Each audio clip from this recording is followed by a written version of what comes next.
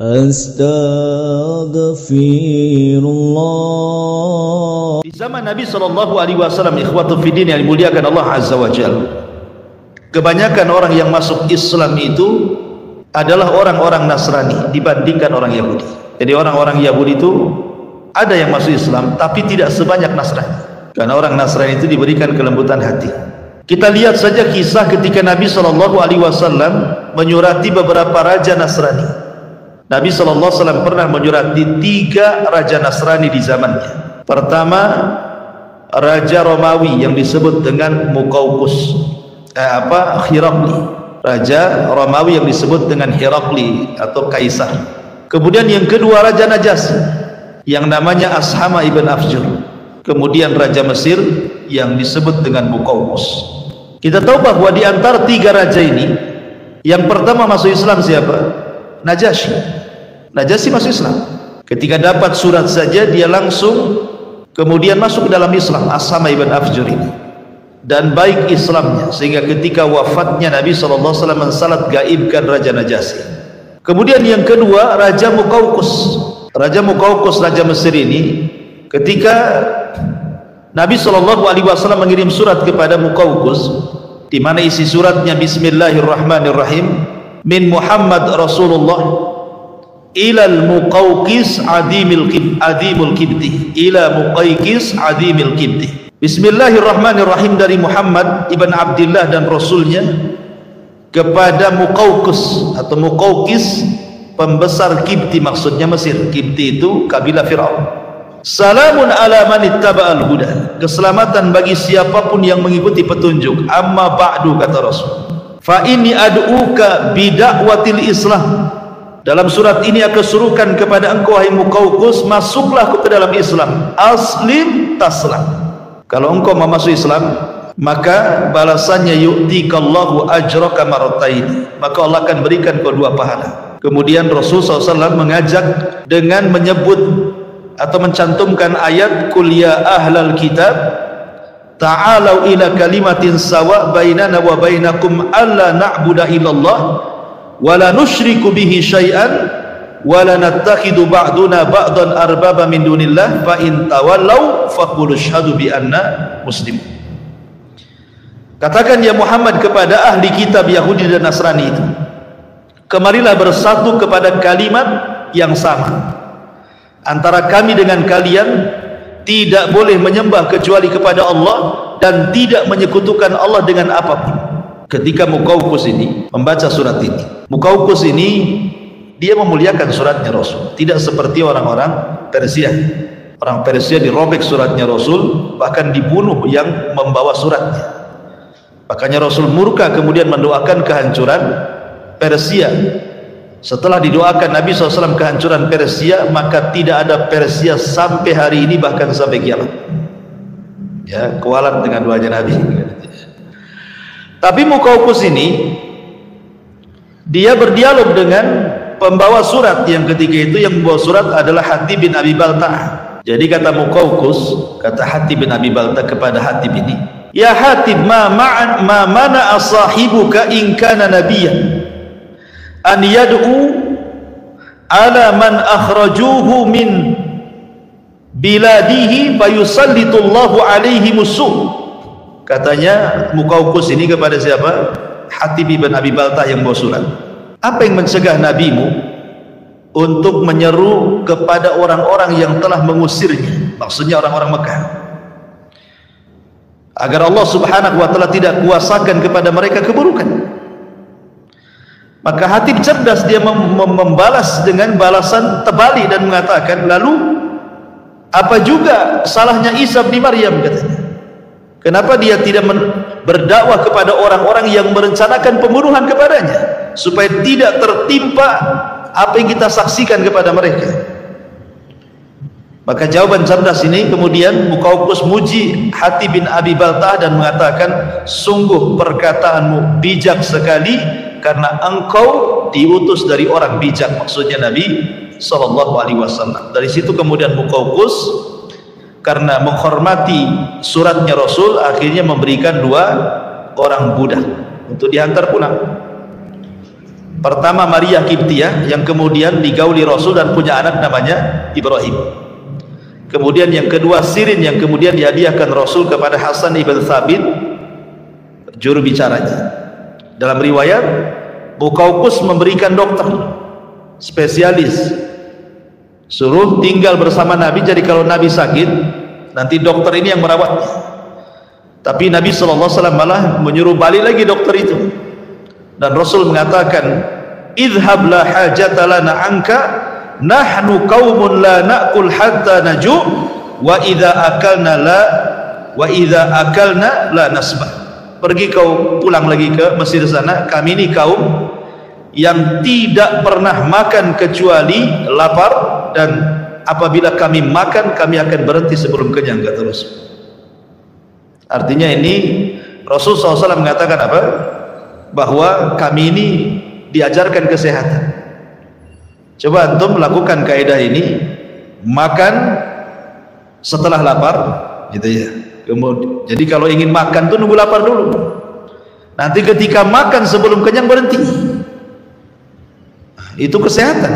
Ya, walaupun secara lafaz hadis ini memang dhaif, tetapi secara makna benar gitu ya. Karena bagaimanapun perut ini perlu tiga isi kan. Sepertiga untuk makanan, sepertiga untuk minuman, sepertiga untuk bernafas. Jangan semua dimasukkan makanan, menggap-menggap lah kan gitu. Akhirnya lemas, mau tidur saja, dan begitu seterusnya. Intinya walaupun belakangan akhirnya Muqawqis ini masuk Islam setelah kemudian Nabi SAW menguasai Mekah dan Madinah, dan kemudian mengutus utusan, dan belakangan Mesir menjadi negara Islam sampai hari ini gitu. Taib. Adapun Romawi Herakli ini ketika disurati Nabi SAW, dia sebenarnya sudah tertarik, cuman karena takut kehilangan jabatan akhirnya menolak. Tetapi dia pun memuliakan surat Rasul SAW dan meletakkan di tempat yang terjaga. Ya, pokoknya dia tidak seperti raja-raja Persia gitu yang memang betul-betul ditolak.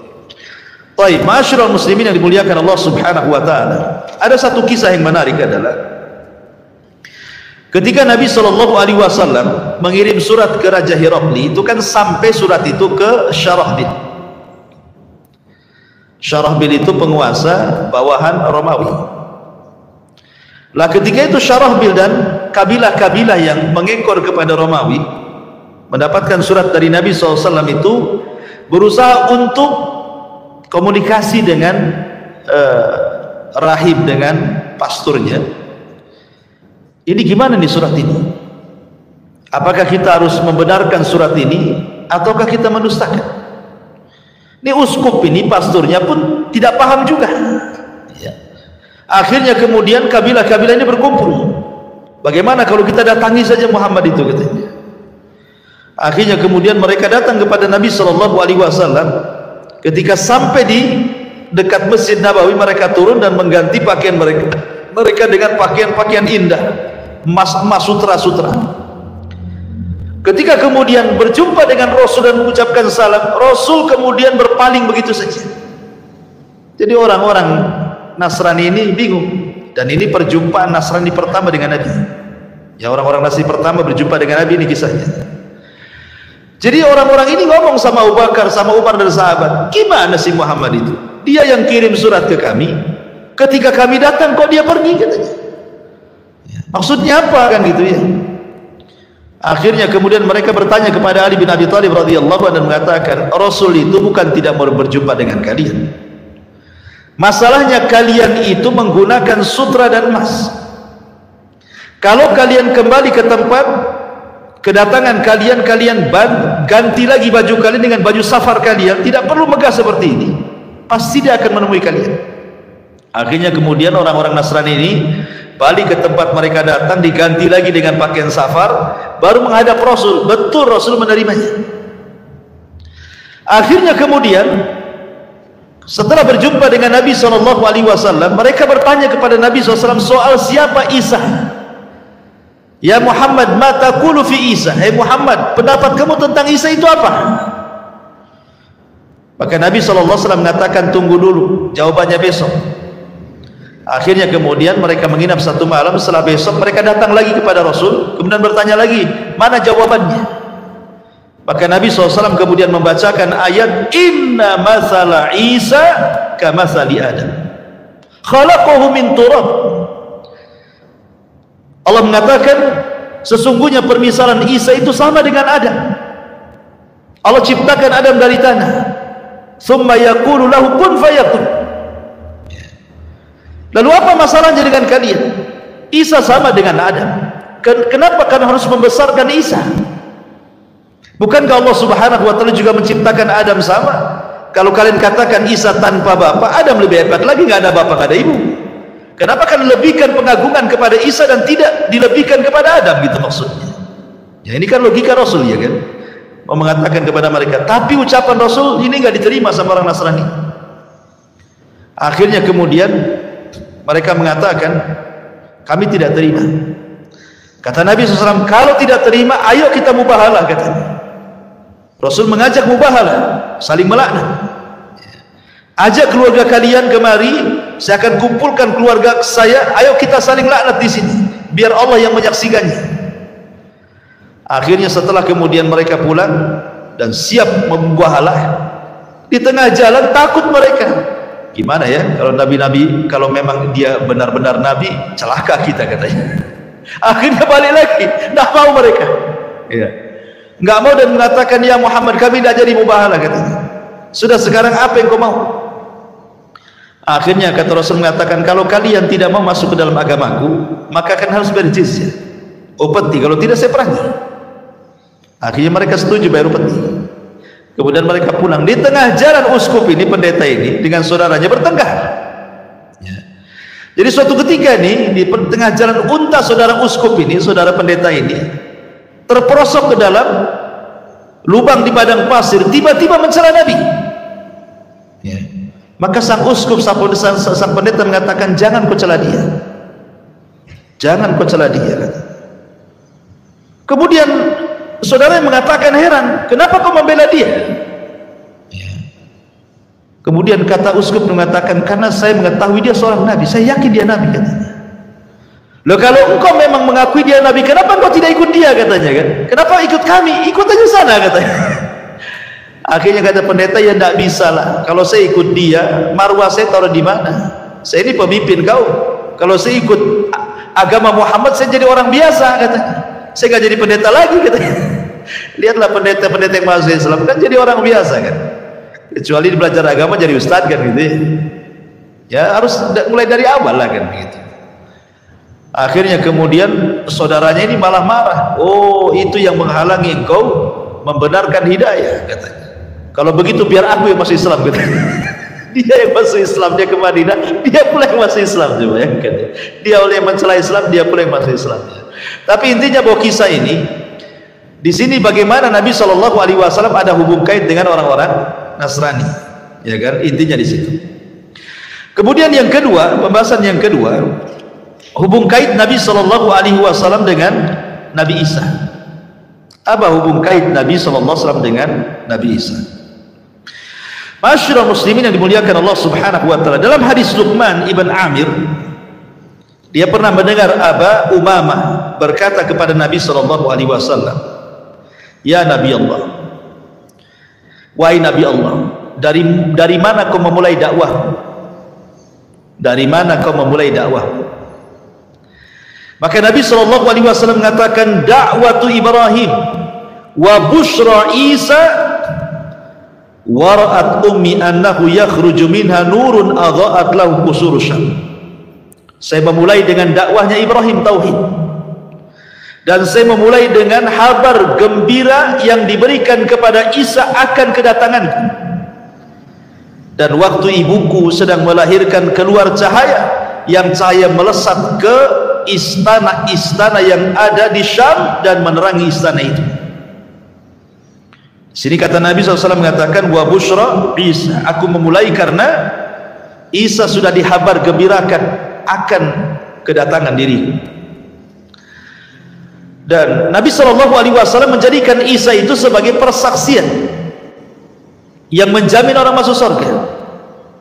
Kata Nabi SAW, "Man qala asyhadu an la ilaha illallah wahdahu la syarikalah wa anna Muhammadan abduhu wa rasuluh wa anna Isa abdullah wa rasuluh wa kalimatuhu alqaha ila Maryam wa ruhum minhu wa annal jannata haqqun wan naru haqqun adkhalahu Allahu al jannata ala ma kana minal amal."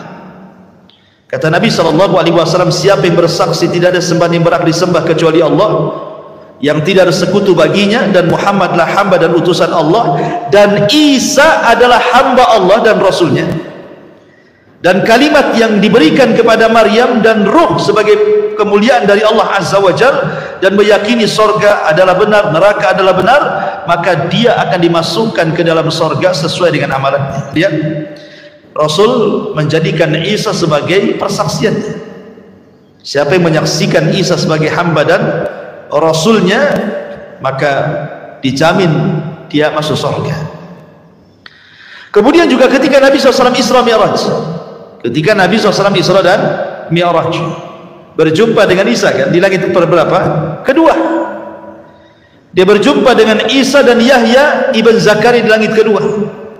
Dan Nabi SAW mengucapkan selamat kepada mereka, marhaban binabiyyin salih wa akhin salih, selamat datang nabiku yang saleh dan saudaraku yang saleh. Maka di sini menunjukkan bahwa ada hubung kait antara Nabi SAW dan juga Isa ibn Maryam. Kemudian pembahasan yang ketiga ini yang seru yang kita akan bahas, ya kita akan fokus di sini tentang hubung kait Isa dengan umat Islam. Ya, karena ini bicara tentang tanda-tanda kiamat besar. Tanda-tanda kiamat besar. Ma'asyiral muslimin yang dimuliakan Allah Subhanahu wa taala. Di dalam sebuah hadis Nabi SAW bersabda dari Hudzaifah ibni Usaid al-Ghifari. Jadi suatu ketika Nabi SAW itu lewat di kelompok para sahabat yang sedang berbincang. Rupanya apa yang dibincangkan sahabat? Sahabat sedang membincangkan soal kiamat. Jadi Nabi SAW kemudian bertanya, apa yang kalian bicarakan? Sahabat mengatakan, kami sedang membicarakan tentang kiamat yang selalu engkau kisahkan kepada kami. Maka Rasulullah SAW mengatakan, lan taqumas sa'ah hatta tarau qablaha asyra ayat. Tidak mungkin tegak kiamat sampai kalian melihat 10 tanda besar kiamat. Kemudian Nabi SAW menyebutkan adanya dukhan, dajjal, binatang yang melata yang bisa bicara, keluarnya matahari dari arah barat, turunnya Isa bin Maryam, keluarnya Ya'juj dan Ma'juj, dan 3 gempa yang berturut-turut dari arah timur, barat, dan jazirah Arab, dan terakhir keluar api yang keluar dari Aden Yaman yang akan menggiring manusia sampai ke Syam. Disitulah kiamat dibangkitkan, kata Nabi. Lah di antara 10 tanda kiamat itu adalah nuzulu Isa bin Maryam, turunnya Isa bin Maryam. Inilah ada hubung kait alaqah Isa dengan umat Islam. Bagaimana kisahnya? Ini yang menarik, ikhwan. Ma'asyiral muslimin yang dimuliakan Allah Subhanahu wa taala. Ketika kaum muslimin kebingungan karena tidak ada pemimpin yang bisa memimpin mereka dan dunia sudah kacau, maka tiba-tiba Allah Subhanahu wa taala takdirkan seorang keturunan Nabi dari Hasan ibnu Ali. Namanya sama dengan nama Rasul Muhammad dan nama bapaknya sama dengan nama bapak Rasul Abdullah, Muhammad ibn Abdullah Al-Hasani Al-Alawi. Muncul di Mekah. Kemudian Allah perbaiki dalam satu malam. Allah berikan kecerdasan. Kecerdasan dalam memimpin, bersiasat, perang, dan begitu seterusnya. Akhirnya orang-orang membaiat kepada orang ini yang disebut dengan Al-Mahdil Muntadhar, Imam Mahdi yang ditunggu-tunggu kaum muslimin. Akhirnya kemudian kemunculan Imam Mahdi ini terdengar oleh tentara yang ada di Syam. Maka mereka pun datang membawa pasukan untuk membunuh Imam Mahdi. Tapi di antara Mekah dan Madinah ada namanya Baidah, tiba-tiba terjadi gempa dan menghancurkan semua pasukan yang hendak membunuh Al-Mahdi. Allah buat gempa dan Allah masukkan di dalam tanah. Itulah tanda yang paling jelas tentang kemunculan Imam Mahdi. Jadi kalau ada orang yang ngaku Imam Mahdi, harus ada tanda yang ini. Kalau belum ada tanda, ada pasukan yang kemudian ditenggelamkan ke bumi oleh Allah di Baidah, berarti Imam Mahdi kaleng-kaleng, ya kan?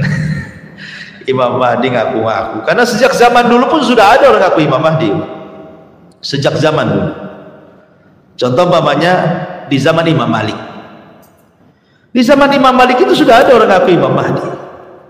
Jadi ada keturunan Husain kalau tidak salah di zaman Imam Malik itu memberontak. Namanya Muhammad ibn Abdullah juga, ya, memberontak kepada kerajaan Umayyah, kerajaan Abbasiyah. Dan orang-orang mengira bahwa itu Al-Mahdi. Lah kebetulan Imam Malik itu berfatwa, yang fatwanya bicara tentang talak. Apakah talak yang dipaksa itu jatuh atau tidak jatuh? Pamannya, saya pegang pistol, saya todongkan ke kepala antum, ceraikan istrimu, kalau enggak saya ledakan kepalamu. Paksalah antum ceraikan istri.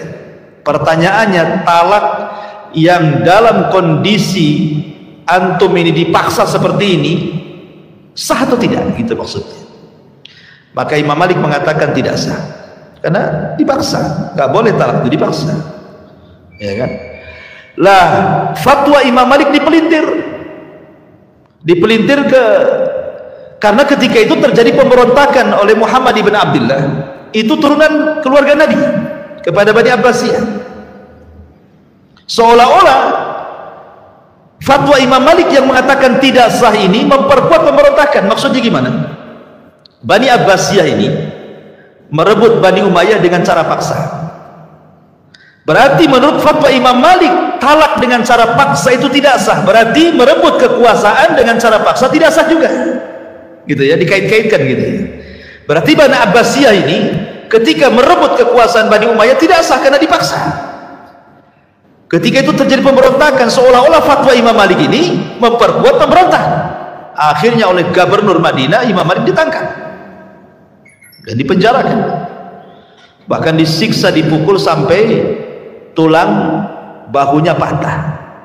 Sehingga Imam Malik itu kalau sholat tidak bisa, sehabis dipenjara ini kalau sholat tidak bisa kayak kita begini. Jadi sholatnya gini, Allahu Akbar gitu.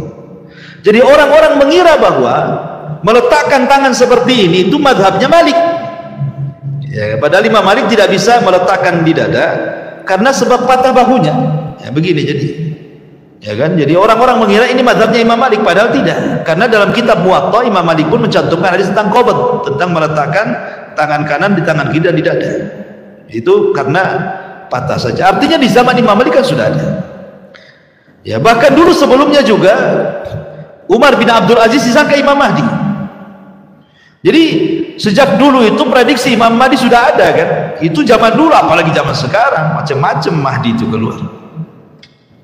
Mahdinya orang Medan lah, Mahdinya orang Jakarta gitu, macam-macam Mahdi. Mahdinya orang India gitu. Jadi tidak bisa kita ngaku Mahdi itu. Kenapa? Karena tandanya yang paling jelas kalau ada pasukan dari Syam hendak membunuh dia ketika saat pembaiatan di Makkah. Maksudnya di sekitar Ka'bah. Harus dibayat di sana, bukan di Medan dibayatnya, harus bayat di Mekah, ya. Dan pasukan yang akan membunuhnya harus tertimpa gempa di Baidah antara Mekah dan Madinah. Kalau kita mendengar itu berarti memang yang dibayat di Imam Mahdi, itu maksudnya. Singkat cerita, Imam Mahdi pun kemudian perang bersama kaum muslimin. Kemudian terjadilah perang yang disebut di dalam hadis itu sebagai Malhamatul Kubra, atau istilah Yahudi Armageddon, atau istilah kita Malhamatul Kubra. perang salib antara Islam dan orang-orang Romawi. Itu perang tidak ada yang lebih dahsyat dibandingkan perang itu. Perang-perang dunia pertama, dunia kedua, atau mungkin akan dunia ketiga lagi, tidak sedahsyat perang itu. Karena itu perang penghabisan. Kemana Yahudi?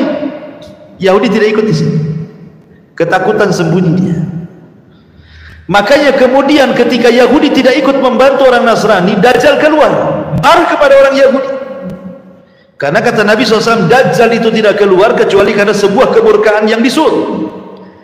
Dan dia murka karena Yahudi diam saja ketakutan. Makanya Dajjal keluar di situ. Lah dalam peperangan ini kan kaum muslimin menang. Padahal sebelumnya kaum muslimin bersama orang Nasrani itu ada hubungan untuk menyerbu negara yang bukan ahli kitab, dan mereka menang. Tiba-tiba kemenangan itu diklaim oleh orang-orang Nasrani, maka orang Islam marah dan mengatakan kemenangan ini milik Allah. Makanya kemudian akhirnya terjadi kerenggangan, pembatalan islah, kemudian terjadi perang yang disebut dengan Malhamatul Kubra itu. Singkat cerita, akhirnya ketika kaum muslimin menang, disinilah turun Dajjal. Turun atau Dajjal keluar, bukan turun, muncul Dajjal. Dan Dajjal muncul diikuti oleh 70.000 Yahudi Asfahan, itu pasukan intinya. Kemudian keliling dunia selama 40 hari 40 malam dan berhasil menguasai sebagian besar dunia, menjadi pengikut Dajjal. Lah Al-Mahdi tidak bisa melawan Dajjal dengan pasukan sebanyak itu. Akhirnya kemudian Al-Mahdi ini membawa kaum muslimin untuk sembunyi di gunung. Mereka balik ke Palestina, ke Syam, kemudian sembunyi di gunung bersama kaum muslimin, karena mereka tidak bisa menghadapi Dajjal dan pasukannya. Lah selama mereka bersembunyi itulah akhirnya mereka pun merasa kelaparan, karena bagaimanapun mereka harus makan. Sampai-sampai dikisahkan bahwa kalaulah ada kepala kerbau itu jauh lebih baik dibandingkan punya uang banyak, karena yang mereka hajatkan makan. Harta ghanimah buat apa kalau tidak ada makanan? Tetapi kemudian lama-lama mereka kelaparan, berpikir nih kalau kita tetap bersembunyi di sini, kita mati konyol di sini. Kita harus perang. Kita harus menghentikan kejahatan Dajjal ini. Dia sudah memfitnah banyak manusia, kita harus menghentikannya. Maka sepakatlah pasukan bahwa esok hari mereka akan bertempur melawan Dajjal. Walaupun kekuatan mereka tidak seberapa, tapi minimal ini upaya terakhir mereka untuk melawan Dajjal. Imma nasrun wa imma syahadah, menang atau mati syahid, gitu bahasa. Akhirnya kemudian mereka pun tertidur malam itu dengan sangat pulasnya. Kemudian di waktu menjelang subuh mereka bangun. Kemudian Imam Mahdi memerintahkan muadzin untuk mengumandangkan azan. Saat selepas azan itulah mereka dikagetkan dengan langit yang tiba-tiba gelap. Langit tiba-tiba gelap. Kenapa Allah Subhanahu wa taala gelapkan langit? Rupanya disitulah Allah Subhanahu wa taala hendak menurunkan Isa bin Maryam. Dalam keyakinan ahli sunnah dan keyakinan Islam, Isa itu belum mati. Isa itu ditidurkan kemudian diangkat ke langit, dan itu pendapat jumhur mayoritas ulama. Walaupun ada yang menyelisih seperti Imam Suyuti mengatakan Isa itu mati kemudian diangkat, tapi nanti akan diturunkan lagi katanya. Tapi pendapat yang kuat bahwa Isa itu belum mati. Dia hidup, cuma ditidurkan kemudian diangkat ke langit dan akan turun di akhir zaman. Lah ketika Isa turun, maka Isa kemudian turun dari langit kedua bersama dua malaikat yang mengapitnya. Sampai-sampai Nabi SAW menjelaskan dia memakai mahrudataini, kain semacam kain ihram yang diapit dua malaikat, ya kan? Kemudian juga di mana kain itu mengeluarkan bau minyak za'faran dan misik. Dan apabila kemudian wajahnya tertunduk ke bawah seperti ini, maka akan menetes air seolah-olah dia habis mandi. Padahal tidak, karena rambutnya keriting kemudian lurus sampai bahu. Dan kata Nabi SAW, warna kulitnya putih kemerah-merahan seperti seolah-olah dia baru keluar dari hammam. Mungkin bahasa kitanya habis sauna lah gitu ya. Jadi bersih Isa itu. Kemudian turun ke bumi. Di mana turunnya Isa? Isa turun di sebuah menara di sebelah timur Damaskus. Lah menara itu, ma'asyiral muslimin yang dimuliakan Allah Azza wa Jal, Manaratul Bayda yang berwarna putih itu sudah ada. Sekarang ada menaranya. Ada di pasar. Ya, di pasar itu ada menara dan itu sudah umurnya sudah ratusan tahun. Di mana? Di Suriah sana, Damaskus. Ya, panjangnya sekitar ya 15 meteran lebih lah. Di mana Isa itu akan turun di situ. Kemudian setelah Isa turun, maka Isa akan memakaikan baju perangnya. Kemudian setelah dia pasang baju perangnya, kemudian dia menemui kaum muslimin yang ada di gunung yang sedang bersembunyi. Ketika kemudian kegelapan itu hilang, maka mereka melihat di hadapan mereka adalah ruh Allah, ada Isa bin Maryam. Kenapa mereka mengenali Isa? Ya dari ciri-ciri yang disampaikan Nabi akan tentunya. Bahwa ini adalah Isa. Maka kemudian Isa bin Maryam pun mulai mengusap wajah-wajah dari kaum muslimin yang tersisa yang ada di atas gunung itu. Kemudian Isa bin Maryam menyebutkan tentang derajat mereka di surga. Subhanallah. Beruntunglah orang-orang yang diusap mukanya oleh Isa, karena Isa menyebutkan tentang derajat mereka di surga.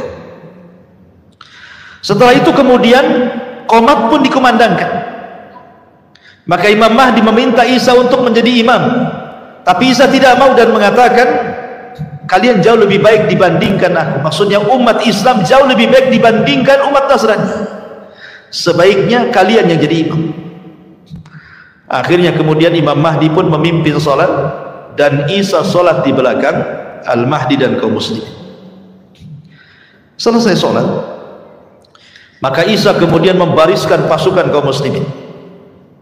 Kemudian kata Isa bin Maryam, aku berikan kalian 3 pilihan. Aku berikan kalian 3 pilihan. Pilihan yang pertama, aku akan berdoa kepada Allah agar Allah Subhanahu wa ta'ala memunculkan tentara-tentara yang bukan kalian, biar tentara-tentara itu yang akan membunuh Dajjal dan para pengikutnya. Yang kedua, atau aku akan berdoa kepada Allah agar Allah Subhanahu wa ta'ala mengirim gempa untuk menenggelamkan Dajjal ke dasar bumi dan pasukannya, dan kalian tetap tinggal di sini. Kemudian yang ketiga, atau kalian siap berjihad dan aku pimpin perang. Maka kaum muslimin ketika itu berpikir tentu yang ketiga lebih utama, karena mereka berpikir bahwa Dajjal sudah merusak, mencelakakan keluarga mereka, memfitnah kaum muslimin. Masa kita diam saja? Maka kata Al-Mahdi dan juga kaum muslimin, kita bergerak, kau pimpin kami perang. Akhirnya Isa pun yang mengomanda perang bersama Al-Mahdi Al-Muntadhir. Turunlah mereka selepas sholat subuh itu. Turun, kemudian berhadapan dengan Dajjal. Ma'asyiral muslimin yang dimuliakan Allah Azza wa Jalla, ketika Dajjal melihat Isa ini sudah tahu, karena Isa itu membawa aura, ikhwan, aura yang menakutkan bagi orang-orang Yahudi, terutama Dajjal. Kenapa? Bayangkan Isa itu punya nafas yang nafasnya ini bisa membunuh setiap orang kafir sejauh mata memandang. Jadi kalau Isa meniup dengan nafasnya, maka sejauh mata memandang tidak ada orang kafir kecuali mati. Baik dia memandang ke arah kanan, ke arah kiri, ke arah depan, ke belakang, kalau dia meniup dengan nafasnya, maka tidak ada orang yang kafir yang selamat dari nafasnya sejauh mata memandang. Gimana orang tidak takut? Ya. Maka ketika Dajjal kemudian melihat Isa bin Maryam, yang tadinya Dajjal itu sok sakti kan itu, gimana tidak sakti Dajjal itu? Dia ngomong sama bumi tumbuh-tumbuh, dia ngomong sama langit hujan-hujan, dia ngomong sama kuburan hidup-hidup walaupun setan gitu ya. Tetapi kan Dajjal diberikan kesaktian oleh Allah Azza wa Jalla. Tapi ketika melihat Isa, ketakutan dia, bergetar. Akhirnya kemudian dia pun lari. Maka Isa pun mengejar Dajjal. Lari ke utara, dikejar ke utara, lari ke selatan, dikejar ke selatan, barat. Pokoknya dia tidak bisa lari. Sampai ketika Dajjal sampai di sebuah tempat yang disebut dengan Babilun dalam riwayat. Babilon sekarang jadi kota tercantik di Israel. Ya, karena Dajjal itu dia keluar di tempat yang mayoritas Syiah dan akan terbunuh di tempat yang mayoritas orang Yahudi. Keluarnya di mana? Khurasan. Khurasan di mana? Irak. Dan akan mati di Babilon. Babilon di mana? Israel. Seolah-olah ada hubung kait Syiah dengan Yahudi kan? Ya. Lah ketika Dajjal sampai di Babilon ini, kemudian sudah tidak bisa lagi menghindar dari Isa bin Maryam. Apa dalam riwayat itu? Yadubbu kama yadubbul milh.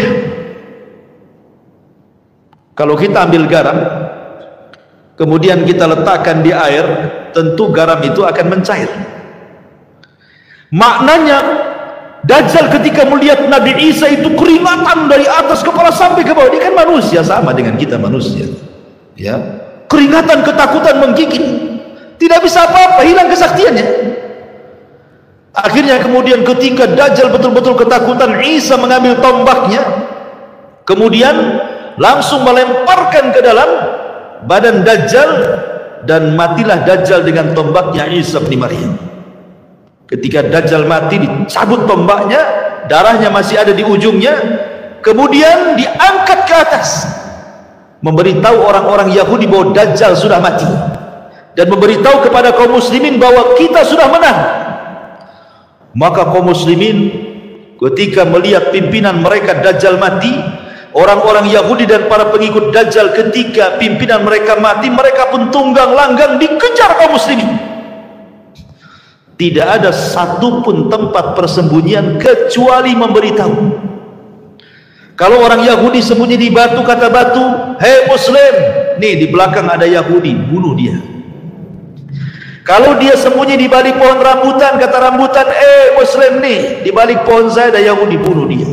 Tidak ada satupun tempat persembunyian kecuali dikasih tahu. Alamat kiamat, ikhwan. Ya. Maka ketika itu, ma'asyiral muslimin yang dimuliakan Allah Azza wa Jalla, Dajjal mati. Kemudian orang-orang Yahudi sebagian mereka menyerah, sebagian mereka lari bertunggang langgang bersembunyi, sebagian mereka dibantai, dibunuh, dan begitu seterusnya. Maka setelah kemudian Dajjal meninggal, maka Isa kemudian meminta kepada seluruh ahli kitab, baik Yahudi ataupun Nasrani, agar mereka masuk Islam. Kalau tidak, maka mereka akan mati. Pilihannya cuma dua, masuk Islam atau mati. Ya, tidak ada jizyah. Ya, kalau di zaman Rasul ada jizyah. Kalau anda tidak masuk Islam nggak apa-apa, tapi baru peti. Kan begitu ya? Hatta yu'tul jizyata ayyadi wa musagir. Tetapi di akhir zaman tidak ada lagi jizyah. Makanya dalam riwayat, di antara Muhammad Isa itu, di antara tugas Isa selain membunuh Dajjal adalah meletakkan jizyah. Tidak ada lagi jizyah, tidak ada lagi upeti. Yang ada cuma dua pilihan, masuk Islam atau mati. Dari situlah tidak ada satupun ahli kitab kecuali masuk Islam. Tidak ada satupun ahli kitab kecuali masuk Islam. Dan ini disyaratkan dalam Al-Quran, wa in min ahlil kitab illa la yu'minan nabihi qabla mauti. Dan tidak ada satupun ahli kitab kecuali akan beriman kepada Islam lewat Isa sebelum kematiannya. Semua masuk Islam. Ya. Lah ketika kemudian semua masuk Islam, apa yang terjadi? Walau anna ahlal qura amanu wattaqau la fatahna alaihim barakati minas sama'i wal ardh. Kan begitu. Kalau penduduk negeri itu beriman dan bertakwa, maka berkah dari langit dan dari bumi Allah buka selebar-lebarnya. Ketika bumi tidak ada orang kafir, semua muslim, apa yang terjadi? Berkah bumi. Langit hujan, kemudian bumi menumbuhkan tumbuhannya. Sampai-sampai dikisahkan ada orang masuk ke cangkang buah delima itu, bisa 10 orang masuk ke cangkangnya. Anda bisa bayangkan sebesar apa itu delimanya. Ya. 10 orang masuk ke cangkang delima lo bisa masuk tuh. Saking suburnya gitu ya, saking berkahnya negeri itu. Makanya Rasul mengatakan, tuba, keberuntunganlah bagi orang-orang yang hidup di saat Isa bin Maryam hidup di akhir zaman. Karena nggak ada orang kafir semua Islam, ya otomatis kan berkah semuanya, langit bumi berkah. Ya. Ma'asyiral muslimin, sampai dijelaskan, sampai tidak ada satupun binatang buas yang kemudian memangsa hewan lainnya. Jadi umpamanya kambing dengan harimau berkawan, gitu maksudnya. Singa dengan unta berkawan, nggak ada hasad-hasadan itu, nggak ada gitu. Sampai seperti itu gitu loh. Ya, sampai hewan-hewan buas dengan hewan zina itu bersahabat. Saking berkahnya ketika Isa itu diutus oleh Allah Azza wa Jalla, diturunkan ke bumi. Itu setelah meninggalnya Dajjal. Tetapi apakah kemudian berlangsung lama? Tidak juga. Rupanya setelah fitnah Dajjal ini, ada fitnah yang jauh lebih dahsyat lagi. Mereka sedang enak-enaknya dapat berkah, ya kan? Hidup tenang, hidup nyaman, berkah di mana-mana. Tiba-tiba muncul alamat kiamat yang ketiga. Munculnya Ya'juj dan Ma'juj. Tiba-tiba benteng yang pernah dibangun Dzulqarnain itu jebol. Padahal setiap hari Ya'juj dan Ma'juj itu melobangi benteng itu. Ya. Apabila sudah terlobangi, kemudian pimpinannya mengatakan besok lagi. Nanti malam kita istirahat, besok lagi kita lanjut gitu. Kalau besoknya lagi ke tempat yang digali, sudah nggak ada itu galiannya, kembali nutup tanahnya. Setiap hari seperti itu. Tetapi kata Nabi SAW, nanti diilhamkan oleh Allah Azza wa Jalla kepada pemimpin Ya'juj dan Ma'juj mengatakan insya Allah. Sebab kata insya Allah inilah lubang itu jebol. Apa kata pimpinan Ya'juj dan Ma'juj? Nahfiru ghadan insya Allah. Besok kita gali lagi insya Allah. Gara-gara insya Allah ini, besoknya lubang itu tetap utuh dan tidak kembali. Mereka gali lagi sampai akhirnya mereka berhasil melobangi benteng Dzulqarnain itu. Kata Al-Quran, dalam Al-Quran sampai Allah mengatakan min kulli hadabin yansil. Jadi keluarnya Ya'juj dan Ma'juj dari lubang itu seperti air yang tumpah dari ketinggian, saking banyaknya. Dari sini muncul, dari mana-mana Ya'juj dan Ma'juj itu. Bayangkan sahabat, bandingan manusia di zaman itu, satu dari kita 999 Ya'juj dan Ma'juj. Jadi kalau kita kelahi dengan Ya'juj dan Ma'juj itu, antum satu orang melawan 999 Ya'juj dan Ma'juj, menang nggak antum? Akan menang 10 orang aja. Kau antum 999 pula kan gitu ya, 1000 dikurangi 1, ya nggak mungkin menang. Makanya kata Nabi SAW mengatakan, nanti ada kaum yang tidak bisa diperangi, tidak bisa dibunuh, sebaiknya menghindar dari kaum ini.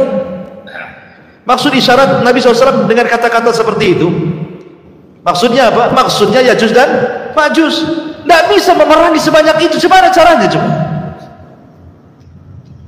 Akhirnya kemudian terpaksa Isa bin Maryam mengajak kaum muslimin untuk mengungsi lagi ke gunung.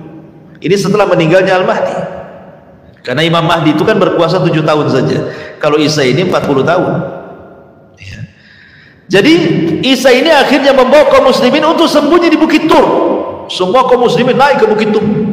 Hanya bisa memantau dari kejauhan. Cuman bedanya kalau Ya'juj dan Ma'juj dengan Dajjal itu, kalau Dajjal memfitnah agama, orang disuruhnya menyembah dia. Tapi Ya'juj dan Ma'juj fitnahnya beda, karena Ya'juj dan Ma'juj itu hanya merusak saja. Sampai-sampai nih ketika keluar dari benteng itu, orang yang paling depan ini, Ya'juj dan Ma'juj paling depan ini, melewati Buhairah, melewati sungai bendungan Tiberias. Tiba-tiba sekali minum habis tuh danau Tiberias itu. Jadi yang belakang sudah nggak dapat tuh.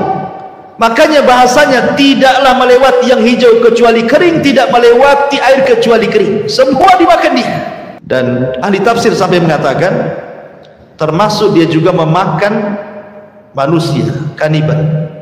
Jadi kalau dia membunuh di luar rasnya, maka akan dibunuh dan dimakan dagingnya. Jadi kanibal, betul-betul kanibal. Lah Ya'juj dan Ma'juj ini merusak di bumi, betul-betul dirusak bumi ini, sampai semua manusia di bumi ketakutan karena setiap berjumpa dibantai, dibunuh, dibantai, dibunuh, semua begitu. Sampai akhirnya ketika dia merasa tidak ada penduduk bumi yang dibunuh dia karena sudah terbunuh semuanya oleh dia, dia pun sombong.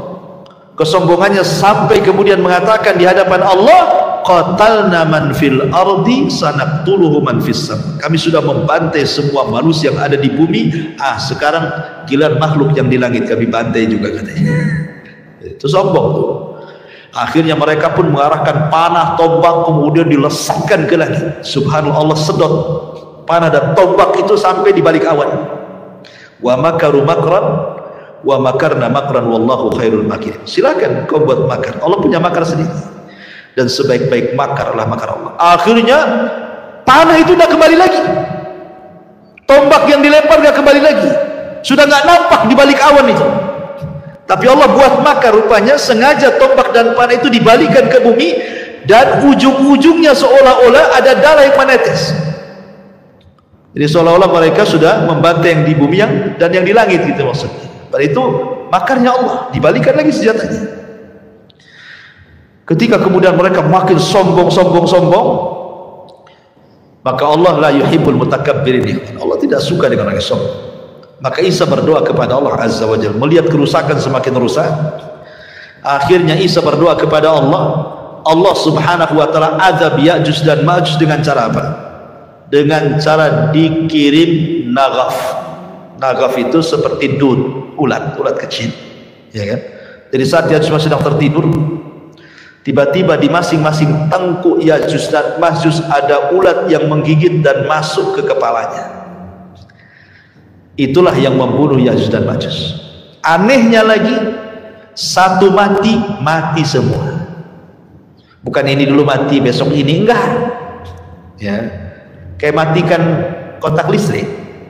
Pemain ini listrik satu Al-Fajr ini cuma satu stop kontak gitu. Sekali mati ya mati semua gitu maksudnya. Serentak matinya itu. Subhanallah, bayangkan ya. Kuasa Allah, ya. Serentak matinya. Hari itu mati semua Ya'juj dan Ma'juj. Anda bisa bayangkan kalau jumlah Ya'juj dan Ma'juj satu dibanding 999, sebanyak apalah bangkai Ya'juj dan Ma'juj yang ada di bumi itu? Tentu tidak ada satu jengkal di bumi kecuali ada bangkainya, kan? Makanya kemudian Isa berdoa lagi untuk supaya Allah membersihkan bangkai-bangkainya. Turunlah kemudian burung-burung sebesar unta, kemudian melempar jasad-jasad itu entah berantah kemana, ke laut mana, sampai betul-betul bersih. Namun ada sisa-sisanya. Karena yang ketiga itu yang paling beruntung apa? Hewan-hewan pemakan daging. Dengan jasadnya, bangkainya, Ya'juj dan Ma'juj yang paling untung hewan-hewan pemakan daging, kan? Banyak makanannya dia. Di mana-mana Ya'juj dan Ma'juj, kan gitu. Sehingga sisa-sisa mungkin darah kering itu masih banyak di bumi ini. Makanya kemudian Isa berdoa ketiga kalinya agar Allah menurunkan hujan dan menghempaskan sisa Ya'juj Ma'juj dimasukkan ke dalam air lautan. Lah betul-betul akhirnya bersih bumi itu. Akhirnya kemudian Isa pun turun bersama kaum muslimin, kemudian sempat melakukan haji dan umrah, dan selepas itu kemudian meninggal dunia. Adapun apakah Isa menikah atau tidak, ini masalah khilaf para ulama, dan pendapat yang kuat tidak menikah. Walaupun tidak menafikan, ada yang berpendapat bahwa Isa menikah dan punya anak. Namun apa hikmahnya, pertanyaannya? Kenapa Isa diturunkan? Untuk apa diturunkan itu? Dan kenapa mesti Isa? Bukankah para nabi banyak? Kenapa tidak Ibrahim saja turun? Kenapa tidak Adam saja turun? Kenapa tidak Nuh saja turun? Kenapa mesti Isa yang turun, itu maksudnya? Sebagian para ulama menjawab bahwa karena Nabi Allah Isa alaihi salatu wasallam dihabarkan kepadanya tentang akan kelahiran sosok Nabi akhirul zaman dan umatnya sebaik-baik umat. Maka Isa berdoa kepada Allah agar menjadi umat Nabi. Makanya Isa diturunkan karena dia berdoa ingin menjadi umat Nabi. Makanya Isa ketika turun di akhir zaman, bukan hanya seorang nabi tetapi sahabat nabi. Kenapa disebut sahabat nabi? Karena dia berjumpa dengan nabi. Apa definisi sahabat? Manusia yang berjumpa dengan nabi, beriman dengan nabi, mati di atas agama nabi. Itulah Isa. Berjumpa dengan nabi saat Isra Mi'raj. Ya. Kalau semua nabi berjumpa dengan arwahnya, Isa berjumpa dengan fisik dan arwahnya. Berjumpa dengan nabi, masuk Islam, sholat di belakang Imam Mahdi, mati bersama kaum muslimin. Ya. Nabi plus sahabat dan umat Nabi SAW. Jadi itu kenapa kemudian Isa itu, kenapa mesti Isa yang turun? Karena Isa tahu bahwa umat Rasul umat terbaik dan ia ingin menjadi umatnya, makanya Isa yang diturunkan dibandingkan yang lain. Yang kedua, Isa itu sama dengan Adam. Sebagaimana Allah mengatakan, inna masala Isa kamasali Adam khalaqahu min turab. Ya. Isa itu sama dengan Adam, diciptakan dari tanah. Maka makhluk yang diciptakan dari tanah harus kembali ke tanah. Isa kan sudah diangkat di langit kedua dengan ruh dan jasad. Dia harus turun. Dia tidak mungkin mati di langit. Dia harus mati di bumi. Maka diturunkan supaya mati di bumi, karena dia tercipta dari tanah, kembali ke tanah. Kemudian yang ketiga, membantah sama orang-orang Yahudi yang mereka mengklaim bahwa nahnu qatalna al-Masih ibn Maryam. Orang Yahudi mengatakan kami sudah membunuh Isa, kami sudah menyalibnya. Tiba-tiba Isa turun, kata Isa, mana? Saya masih hidup, saya tak disalib. Ya. Atau membantah orang-orang Nasrani juga yang mengatakan Isa Tuhan, Isa anak Tuhan, Isa satu di antara tiga Tuhan. Buktinya sholat di belakang Imam Mahdi. Masa hamba sholat kemudian dia mati? Masa Tuhan mati? Ya kan? Ya. Kemudian juga di antara hikmah Isa turun itu supaya idharul Islam, bahwa Islam itu akan kembali jaya. Dan dengan turunnya Isa bin Maryam menjadi umat Rasul, kemudian berjuang bersama Al-Mahdi, itulah kejayaan Islam di zaman itu, sampai bisa membunuh Dajjal dan bisa berdoa kepada Allah agar mengazab Ya'juj dan Ma'juj. Islam akhirnya kuat lagi di zaman itu kan. Ma'asyiral muslimin yang dimuliakan Allah Azza wa Jalla, dan itulah di antara hikmah kenapa kemudian Isa diturunkan ke bumi. Dan dari sini kita tahu bahwa ada alaqah, hubung kait antara Isa dengan umat Islam di akhir zaman.